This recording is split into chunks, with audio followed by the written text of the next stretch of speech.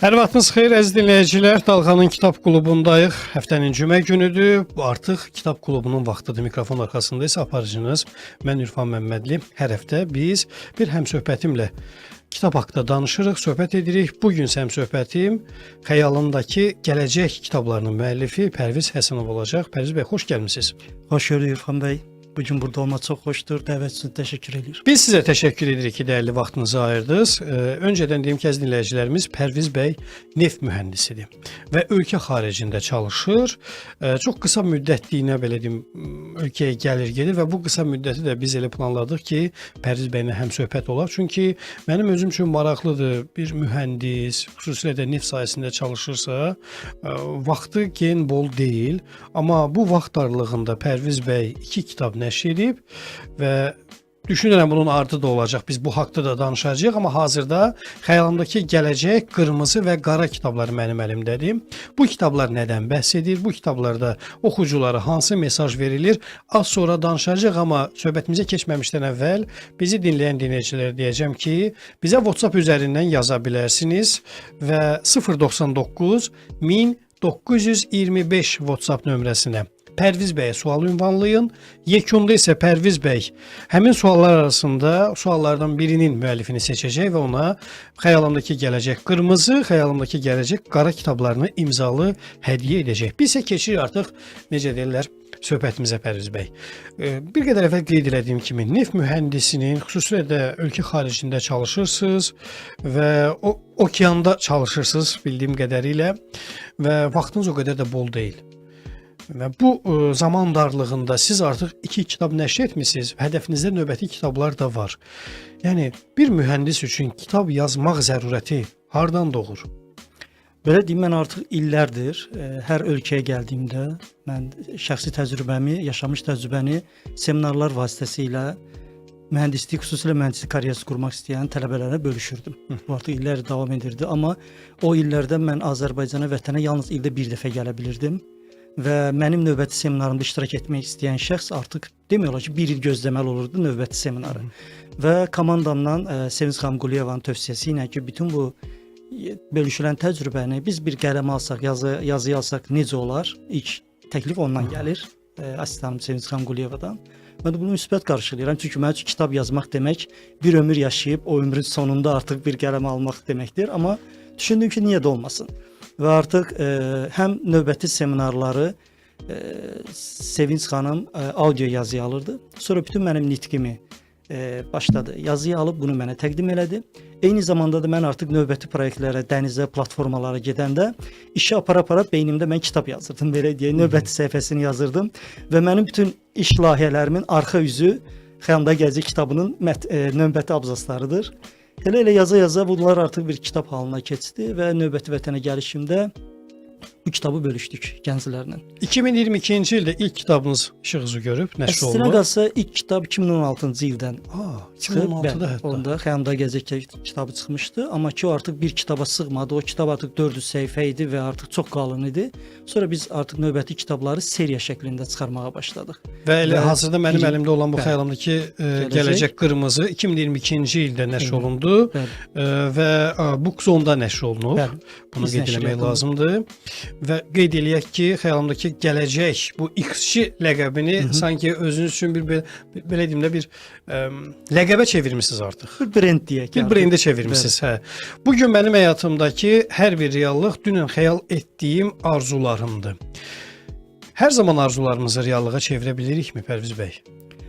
Bunun üçün biraz xəyalpərəst olmaq lazımdır. Ondan sonra inancı olmalıdır. Ondan sonra səbəblərə yox, istəklərə baxmaq lazımdır. Ondan sonra bu yöndə çox çalışmaq lazımdır. Hətta digərlərindən də çox. Və bütün bu prosesdə də insan gərək özündə düzgün düşüncə tərzi formalaşdırsın. Bu çox önəmli faktordur. Düzgün düşüncəni bax o necə tapmalıyıq? Ora necə yönəlməliyik ki, düzgün düşüncə olduğunu anlayaq? Bunun üçün bu yolu sizdən öncə illər əvvəldən getmiş və bu yolun başına çatmış insanların yaşam təcrübələrindən, onların düşüncə tərzini mənimsəmək lazımdır və əgər görəndə ki, bu düşüncə, hazırki düşüncə tərzin səni yalnız buralara gətirib çıxarıbsa, amma sən oraları istəyirsənsə, o zaman oralara çatmış insanların düşüncələrini araşdırıb, analiz edib, kəşf edib artıq özündə mənimsəməlisən, özündə edinməlisən. Uğur qazanan insanların həyat təcrübələri sənin üçün örnək olmalıdır deyirsiniz. Və onların nə etdiklərinə yox, onların o addımları atarkən nə düşündüklərinə önəm vermək lazımdır. Bunu kəşf etmək lazımdır. Maraqlıdır. Nə etdikləri yox, daha çox necə etdikləri, Bəli. hansı şəraitdə etdikləri, Bəli. nə cür davrandıqları. Bu gün çox uğurlu iş adamları Azərbaycanda səhnələrə çıxıb nə etdiklərini bizə danışırlar. Amma bizdə də alınırmı desək, alınmır. Bəzən fərdi inkişaf kitablarında bu dediyiniz olur. Yəni hamıya şamil olunur ki, bunu belə et, amma bəzən görürsən ki, mənim axı düşdüyüm mühit o kitabda dediyi kimi etsəm, mənim əksinə əleyhimə işləyər. Eynən. Biz indi şəxsi həyatımızda fərdi mentor olaraq da fəaliyyət göstəririk. Fərdi mentor zamanı bəli biz konkret şəxsin həyatına, durumuna baxırıq. Amma səhnədə olanda, seminarda olanda artıq qısa bir müddətdə auditoriyanı analiz eləmək lazım olur. Auditoriyanın ortaq düşüncəsinə bir ortaq xəritə planı cızmaq lazım olur. Orada həmin spikerin işi çətin olur o zaman. Əziz dinləyicilərimiz, Dalğanın Kitab Klubundayıq. Qonağımız isə mühəndis, mentor, Xəyalımdakı Gələcək Qırmızı və Xəyalımdakı Gələcək Qara kitablarının müəllifi Pərviz Həsənovdur. Siz də Pərviz bəyə suallarınızı ünvanlaya bilərsiniz. WhatsApp nömrəmizi xatırladıram: 099 1925. Bu nömrənin WhatsApp-ına Pərviz bəyə sual ünvanlayın. Yekunda isə Pərviz bəy ona gələn suallar arasında seçim edəcək və həmin o şəxsə də öz kitablarından imzalı kitabını hədiyyə edəcək. Yeri gəlmişkən qeyd eləyək ki, Pərviz bəy 2 kitab müəllifidir hazırda. Xəyalımdakı Gələcək Qırmızı və Xəyalımdakı Gələcək Qara və növbəti kitab da gəlir. Onun adı necə olacaq Pərviz bəy? Onun adı Xəyalımdakı Gələcək Bəyaz olacaq. Çox maraqlı adlar seçmisiniz. Xəyalımdakı gələcək sözü bir yana, bu haqqda irəliləyən dəqiqələrdə danışarıq, amma bu rənglərin seçimində qırmızı rəng, qara rəng və bəyaz rəng. Əslində elə həyatımızın biz bəlli bir dönəmlərinə baxanda bu rənglərə necə həyatımızdan bəhs etdiyinin şahidi ola bilərik. Bir dövr olur, o gənclik dövrü, dəliqanlı, çılğın dövrümüz. O qırmızı rəngə mən bənzədirəm. Bilmirəm ideyalarınızda siz bunu mu nəzərdə tutmusunuz? İfadə edirsiniz. Qara rəng bəzi həyat reallıqları ilə üz-üzə gələndə və o deyim həyatın şilləsi bizə dəyəndə necə deyirlər, artıq o rəngi hiss edirik və yekunda o kamilləşmə dövrü gəlir ki, həmin bizi bəyaz rəngə aparır artıq. Həyatın o necə deyirlər, həqiqət tərəfinə aparır. Kitablarınızda isə siz gənclərə məhz karyera qurmaq istəyən gənclərə, özünə iş axtaran, mütəxəssis olmaq istəyən, eyni zamanda özünü realizə etmək istəyən, iş həyatında, əmək bazarında özünü realizə etmək istəyən gənclərə çox dəyərli tövsiyələriniz var. Gəlin indi bundan başlayaq. Bizim gənclərimiz iş mühitinə atılanda hansı ənənəvi səhvlərə yol verirlər?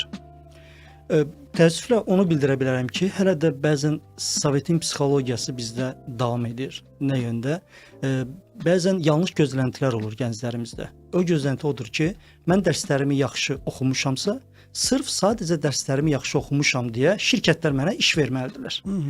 Yəni bunun artıq belə deyək, dəbi keçib artıq. Heç bir şirkət sadəcə dəftərdən, kitabdan yaxşı çıxmısan deyə sənə iş vermir bu dövrdə. Yəni təkcə diplomla iş düzəlmir. Düzəlmir.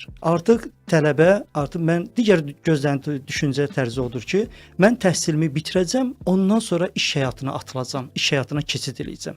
Əslində qalsa bütün iş həyatı təhsil alarkən qurulmalıdır.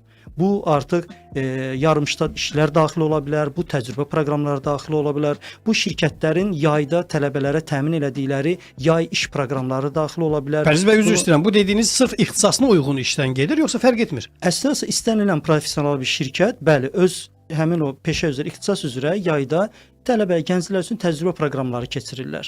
Və kifayət qədər şəxsi inkişafda olan araşdırmacı gənclər gedib bu təcrübə proqramlarına özləri çıxırlar zaten, yəni.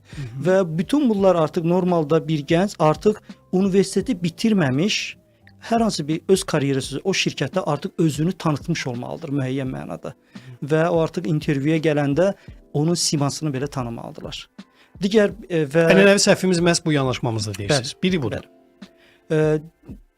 Digər yanaşmalar isə biz şirkətə gələndə empatiya qurmuruq. Biz şirkət yəqin edirik ki, məndən bu şeyləri istəyir və o şeylər üzrə biz hazırlaşıb giririk intervyuya. Halbuki şirkətin səndən həmin anda istədiyi nədir? Çünki bizdə bir düşüncə formalaşıb ki, bu keyfiyyətlə intervyuda cavab versəm, mən seçilənlərdən olacağam. Bəs həmin gün o intervyuda şirkət hansı kateqoriyalar üzrə bir namizədi seçir? Bunun araşdırmasını aparmırlar təəssüf ki. Və Ona görə də hər bir intervyuya, hər bir şirkətə əslinə qalsa spesifik yanaşmaq lazımdır. O gün, o intervyuda qarşı tərəfin məndən istədiyi nədir? Və yəni sən qarşı tərəfə satmaq istədiklərini deyil də, qarşı tərəfin səndən eşitmək istədiklərini ifadə eləsən intervyuda böyük ehtimal seçilənlərdən olursun. Yeri gəlmişkən şahid olduğum bir situasiyanı istərdim sizinlə bölüşüm və dinləyicilərimiz də həmçinin. Bir iş görüşməsində müraciət edən şəxslərdən birinə sual verildi ki, hansı vakansiya üzrə müraciət etmisiniz? Cavab belə oldu. Nə olur olsun, təki maaşı yaxşı olsun. Bu yanaşma bugün bizim iş axtaranlar eyni zamanda gənclər arasında da var. Ola bilər ki, həmin o müsahibələrdə bunu dilə gətirmirlər. Amma şuur altında və davranışlarda bu özünü göstərir. Bəli, yüksək maaşlı əmək haqqı tələb etmək bizim haqqımızdır. Amma ən böyük səhvlərdən biridir eyni zamanda. Baxırsan həyatının hansı mərhələsində və eyni zamanda hansı situasiyada bunu dilə gətirirsən. Gənclərə bu haqda hansı tövsiyələr verirsiniz? Həm kitablarınızda, həm də söhbətlərinizdə, seminarlarınızda. İş həyatına atılanda, xüsusilə də intervyuda qarşı tərəfə o işi nə dərəcədə istədiyinizi daha çox önə çəkməlisiniz. Bizim gənclər nədə tələskənlik göstərirlər? İlk həmlədən, ilk işdən yaxşı vəzifə və yaxşı məvacib tutturmağa çalışırlar yəni. Halbuki və buraxılan ən böyük səhvlərdən bunu kitabda da qeyd edirəm, seminarlarda da dəfələrlə bildirirəm ki, intervyuda maaş, məvacib soruşulanda rəqəm söyləmək olmaz. Ən doğru cavab odur ki, mən hazırda yeni məzunam, karyerama başlamaq istəyirəm, mən təcrübə qazanmaq istəyirəm və işimdə bir peşəkara çevrilmək istəyirəm. Və bunu sizin şirkətdə etməyi planlaşdırıram. Amma baxın, burada şirkətlər sui-istifadə etməzmi? Əslində məsələn bundan əvvəl o vakansiya üçün məsələn 1000 manat əmək haqqı nəzərdə tutmuşdu, amma gəncin belə dediyindən sonra bu əmək haqqını salır minimum əmək haqqına. Məsələn 450 manata, 500 manata salır. Yəni 2 dəfə azaldır. Sonra biləndə ki, sən əslində burada 1000 manat verə bilərlər, sən amma bir neçə ay 400 manata, 500 manata işləmsən, bu həmin o gəncə də müəyyən mənada bir yanaşmasına zədə vurmazmı? Travma verməzmi ona? Normalda professional şirkətdə işçiyə təklif olunan hər bir vəzifənin minimum, optimum və maksimum məvacibi var. Bu standartdır və o standartlar dəyişilmir. Yəni professional şirkətlər ayrı seçkiliyə yol vermir. Yəni bir daha qeyd edilə professional şirkətlər. Bəli. Yəni böyük ehtimal sən yeni oldu, sənin o vəzifənin minimum əmək təklif edəcəklər. Zamanla ya növbəti vəzifə ya da ki eyni vəzifədə qalacaqsa, amma gəlirin optimuma qalxacaq, sonra isə maksimuma qalxacaq. Qeyri-professional şirkətlər ola bilər sui-istifadə eləsinlər. Amma bu gün sən bu bazarda hələ ki bir dəyərin yoxdur. Bu gün sənin əsas məqsədin bazara o qapıdan içəri girmək, 1-2 il o peşəni öyrənib özündə bir dəyər yaratmaq. Peşəkara çevrilmək. Və bu zaman sən artıq bazarla tanış olmuş olacaqsan, bu peşənin dəyəri nədir bunu bilmiş olacaqsan, bu zamanda artıq əgər şirkət kifayət qədər ağıllıdırsa, artıq o məvacibə keçid olacaq. Yəni gərəkən dəyəri verəcək. Əgər yenə də sui-istifadə etməyə davam edirsə, mən hər zaman gənclərə deyirəm ki, sən ağac deyilsən.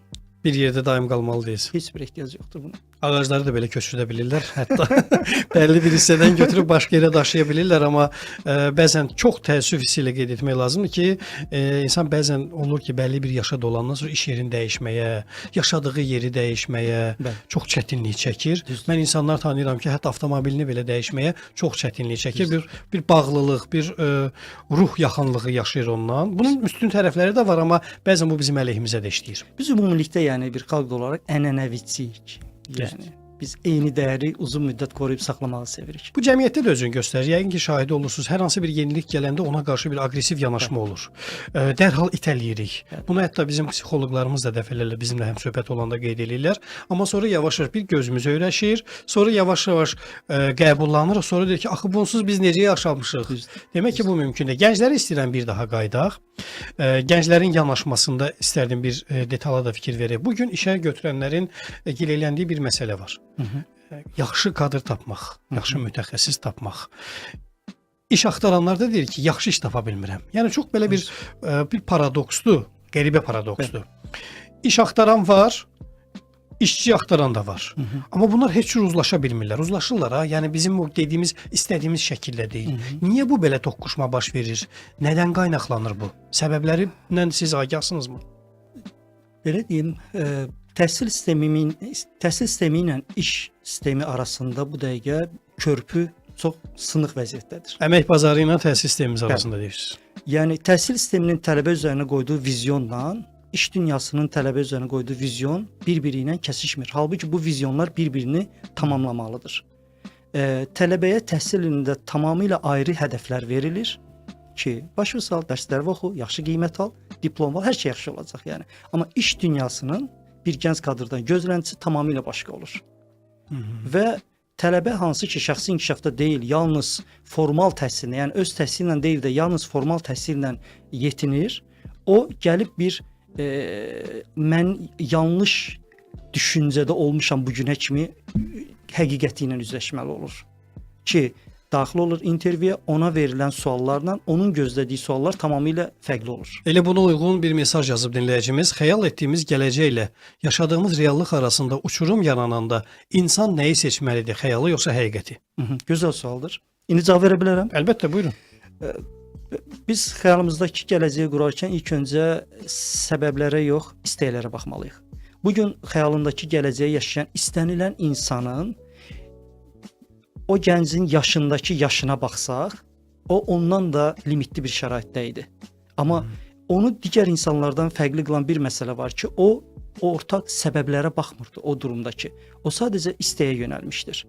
Və bu mövzuda da gerçəklikləri aşmaq üçün birinci düşüncədə o gerçəklikləri aşmaq lazımdır. Əgər düşüncədə mənim potensialım budur və mən bu potensiala çatmağı özümə inanıram deyən bir şəxs o yola atılanda zaman-zaman o yolda hadisələr bir-birini gəlib tapır. Mələk insanlar, mentorlar deyirəm. O mələk insanlar hər həyatın hər məqamında bir o mələk insan gəlib səni tapır. Necə gözəl ad seçmisiniz siz onlara. Mən elə baxmışam çünki həyatımdakı mentorlarıma. Çünki siz deyirsiniz, mən düşündüm, belə mənim həyatımdakı o mentorlar həqiqətən də bir mələk toxunuşu ediblər mənim karyerama. Bir toxunuş, bir tövsiyə, bir yol, bir istiqamət səni bu sanki gerçəklik dediyin artıq bağlı qapılardır. Və bu bağlı qapıların arasında çırpınırsan və düşünürsən ki, çıxış yolu yoxdur. Amma dediyim ki, düzgün düşüncədə və düzgün yolda olanda o insanların da və şərait, hadisələr səni gətirib o qapıları açır və istədiyin o dünyaya aparır. Biz bunu yəni yaşanmış təcrübədən söyləyirik. Biz bunu özümüzdən nətər deyim, hər bir şey yaşamışıq deyə bunları deyirik.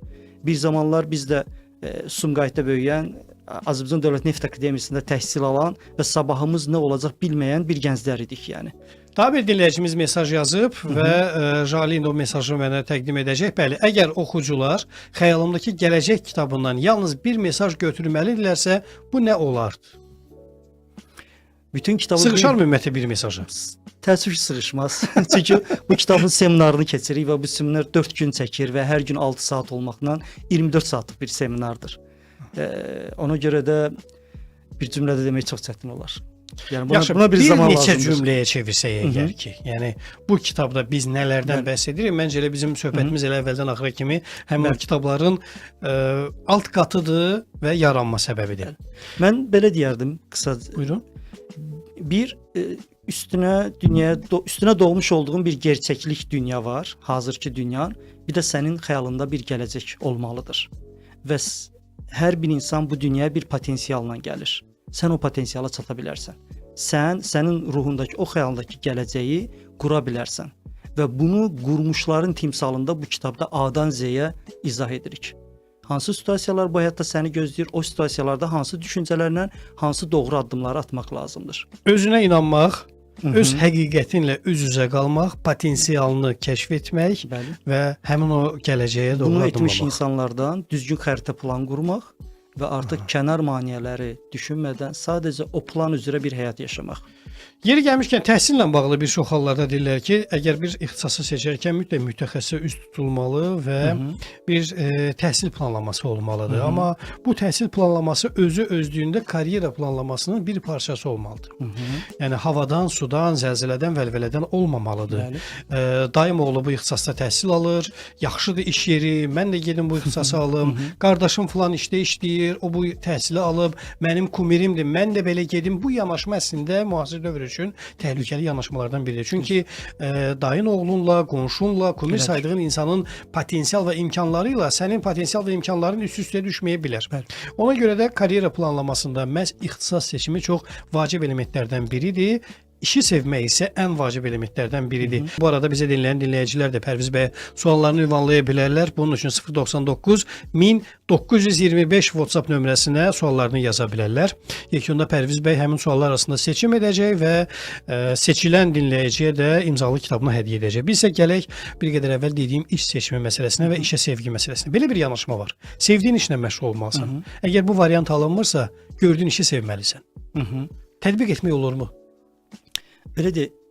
İlk öncə həyatda gerçəkliklərlə üzləşmək lazımdır. Birinci gerçəklik odur ki, biz cavan yaşımızdan artıq həyatımızı təmin etməliyik. Bizim müəyyən bir məvacimiz olmalıdır. Ən az öz ayaqlarımız üstündə durmağı öyrənməliyik. Bunun üçün də analiz aparmaq lazımdır. Tutmalı istədiyimiz yolun bu həyatda, bu işin ən peşəkarı nə qədər qazanır bizim cəmiyyətdə. Yəni mən də bu yolu tutsam, maksimum bu qədər qazanacam.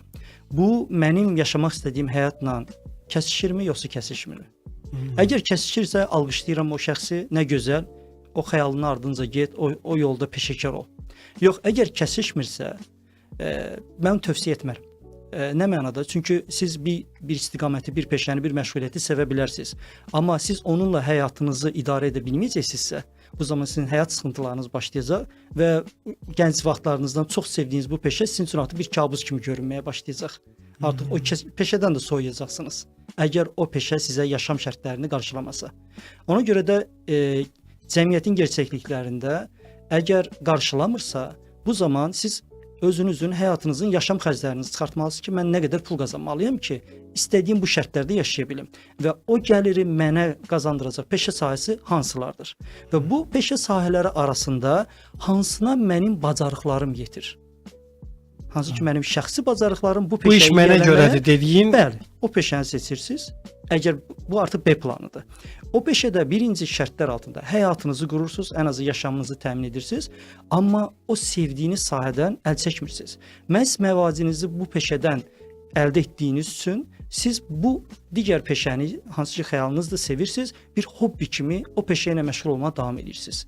Və gün gələr bəlkə və bu artıq bu peşədən heç bir maddi qazanc gözləmədiyiniz üçün siz bu peşəni zövq alaraq bu işlə məşğul olursunuz və gün gələr ola bilsin ki, həyatdır siz bu peşəni artıq hobbidən, amatyor səviyyədən qaldırıb professional səviyyəyə qaldıra bilərsiniz. Sonra onun üzərinə bir iş də qura bilərsiniz. Ondan sonra oradan sizin alternativ o gəlir gəlməyə başlayandan sonra məcburi işdən ayrılıb da keçid eləyə bilərsiniz. Amma bu mərhələlərdə olmalıdır. Bütün bu reallıqları nəzərə alıb, dediyiniz kimi həvəskar şəkildən başlayıb, sonra zamanla peşəkara çevirmək olar. Pərviz bəy, istərdim ki, bir sual da verim. Bu kitablarınızı oxuyub, eyni zamanda seminarlarınızda iştirak edib, amma əmək bazarına gedəndə tamamilə fərqli bir mənzərə ilə qarşılaşıb, sizə şikayətə gələn gənclər olubmu ki, baxın Pərviz bəy, siz bunu deyirsiniz, amma hər hansı bir X deməyəcəm bu dəfə, Y şirkətində bütün bu deyilənlərin tam əksini rast gəldim və müəyyən mənada haqqıma girilmiş hesab edirəm. Olubmu? Belə bir situasiya olubmu? Olmayıb. Bunun əksini deyəcəm. Aha, nə gözəl. Yəni, bu standart mentalitetdə böyümüş gənclər, mən seminarlarda məni dinləyəndə də bu adam deyir də, amma deyir də, yəni həqiqət başqadır düşüncəsində olublar. Kitabları oxuyanda da yox, bu sadəcə kitabdır. Adamım olmasa məni işə götürməyəcəklər yanaşmır. Və elə həm müsahibə prosesində, həm də şirkətə başlayandan sonra dəfələr olub gəlib mənə deyiblər ki, əslində qalsa seminarda mən sizin fikirlərinizə razı deyildim. Bugün o həyatla üzləşdim. Çox sağ olun. Siz doğruları deyirdiniz. Yəni bu hadisələr dəfələrlə mənim başıma gəldi. Yeri gəlmişkən o doğruların içərisində bizim bir qədər əvvəl dediyimiz soft skills, yəni yumşaq bacarıqlar hissəsinə bir balaca toxunun. Çox eşidirik bu sözləri son vaxtlar. Təbii ki, mütəxəssislər, bu məsələni araşdıran insanlar bundan agahdılar. Nədir yumşaq bacarıqlar? O yumşaq bacarıqlar nədir ki, biz gənclərə təhsil müddətində istədiyimiz şəkildə aşılaya bilmirik? Mütləq işləməlidirlər və yaxud da ki, mentorlarla söhbət etməlilər, seminarlara getməlilər. Bu mənim təəssüf etdiyim bir durumdur. Çünki hər il biz hər yeni gələn nəslə bunu dəfələrlə ifadə etsək də yenə növbəti nəsil yenə də o düşüncədə gəlir ki, mən ixtisasımı yaxşı öyrənməliyəm. Təhsil illərimi ixtisas üzrə keçirməliyəm.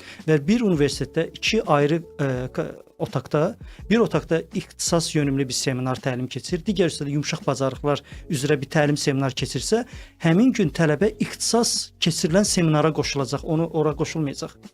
Amma məsələ nədir? Bugünün professional şirkətləri istənilən şirkətin özünün şəxsi inkişaf proqramı var.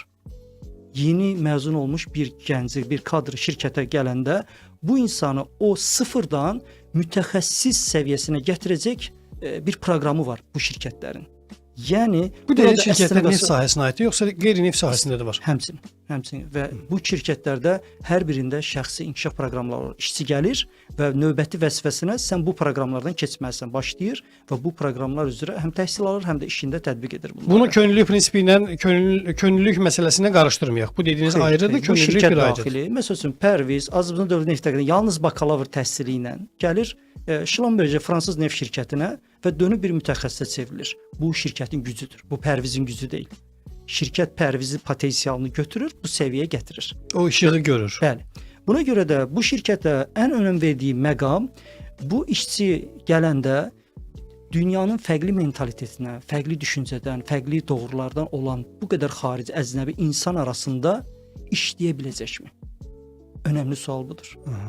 Bu insan nə qədər komandaya uyumlu bir komanda oyunçusu ola biləcək? Bu insana mən tək başına bir proyektdə A-dan Z-yə bu işin başında sənsən, A-dan Z-yə sən aparacaqsan. Bu insanda bu liderlik qabiliyyəti varmı?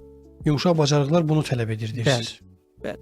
Bu insana mən desəm ki, axşam çamadanları da götürüb filan ölkə relokasiya eləməlisən, filan proyekti yerinə yetirib qayıtmalısan. Buna hazırdırmı? Bu insan gündəlik 9-dan 5-ə iş psixologiyasındadır, yoxsa mən bu insana gecə vaxtı belə zəng edib hər hansı bir layihə müzakirə edə bilərəm, yoxsa yox? Və ya bu dəqiqə Amerikada saatlar fərqi gecə bir iclasa qoşul deyə bilərəm, yoxsa yox? Bu kimi məqamlar intervyuda əsas rol oynayır. Və sadəcə ixtisasını bilmək sənin intervyuda bir 14-15 kateqoriya üzrə intervyu olunanda ixtisası bilmək sadəcə bu 15 kateqoriyadan biridir. Sən sadəcə birinə quş qoymuş olur ki, bu adam ixtisasını bilir. İndi keçək digər məsələlərə. Keçək məsələlərə. Bəli. Daha bir digər məsələyə keçək demişkən, dinləyicimizin də yazdığı sual var. Keçək o suala. Bəli. Bu kitabları yazmaqda əsas məqsədiniz gənclərə motivasiya verməkdir, yoxsa onları düşündürmək? Bu kitabı yazmaqda əsas məqsədim mən bu yolun başlanğıcında olanda mənim üçün çox çətin oldu. Yəni bu kitab necə ərsəyə gəldi? İcazənizlə onu qısa şəkildə bildirmək istəyirəm. Və biz həyatın hər mərhələsi, hər səhifəsini üzləşəndə bizə bu yoldan xəbər, bizə bunu xəbərdar edən, bizə bu yoldan danışan yox idi. Və biz çətinliklə keçirdik bu mərhələləri. Və həyatımda bir gün hər şey bir gəncin bir mesajı ilə başlayır. Pərviz bəy, sizin profilinizi izləyirəm. Xarici şirkətdə çalışırsınız illərdir. Mənim bu yaxın günlərdə xarici bir şirkətdə müsahibəm olacaq. Nə tövsiyə edə bilərsiniz mənə? Nə gözəl sual.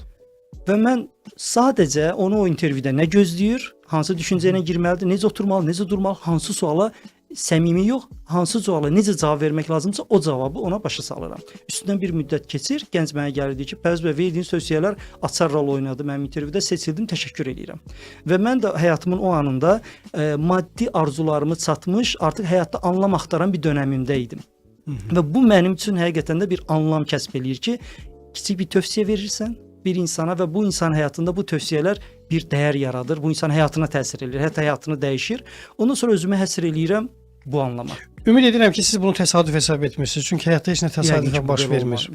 Bu özü də bir mesaj idi ki, siz məhz xəyalındakı gələcək qırmızı, qara və bəyaz kitablarına necə deyirlər, addım atasız bu kitabları nəşr edəsiniz. Və bu gənc gedir, digər gənclərə deyir, artıq bir toplum yaranır ki, mənlə daim əlaqədə olurlar. Mən də onlara mentorluq eləməyə başlayıram. Tam qarşılıqsız, təmənnasız və bu müddət sonra seminar dəvəti başlayır və mən başlayıram bunları seminarda ifadə eləməyə və bu kitabdakı mən geri dönüb baxanda bu yolun, keçmiş olduğum bu yolun başlanğıcında olan gənc pərvizləri gördüm.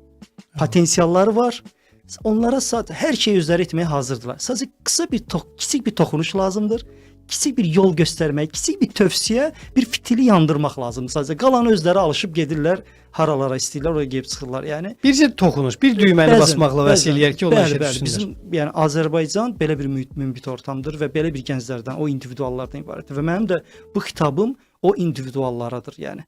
Pərviz bəy, əslində suallarım çoxdur. Xüsusilə də əmək bazarından, iş mühitindən, gənclərdən danışırıqsa, suallarımız saysız-hesabsızdır və elə bizi dinləyən dinləyicilər də sualları sıralayırlar, amma mən istərdim artıq yavaş-yavaş söhbətimizin sonuna yaxınlaşdıqca gənclərin ənənəvi etdiyi səhvlər, CV hazırlanma prosesi və müsahibəyə gedərkən özünü təqdimat məsələsi. Ki qırmızı kitabın da elə əvvəli Bəli. məhz buradan başlayır. Bəli. Çünki birinci instansiya, birinci tanışlıq məsələ oradan başlayır. Sən CV-də nə qeyd edirsən, sən özünü necə təqdim edirsən? Çünki adətən bizdə belə bir CV-lərdə yanaşma var da, hobbi nədir? Musiqi dinləmək, kitab oxumaq ki bu zaten sənin həyatının bir parçası olmalıdır. Yəni Elədir. hobbi kimi deyil.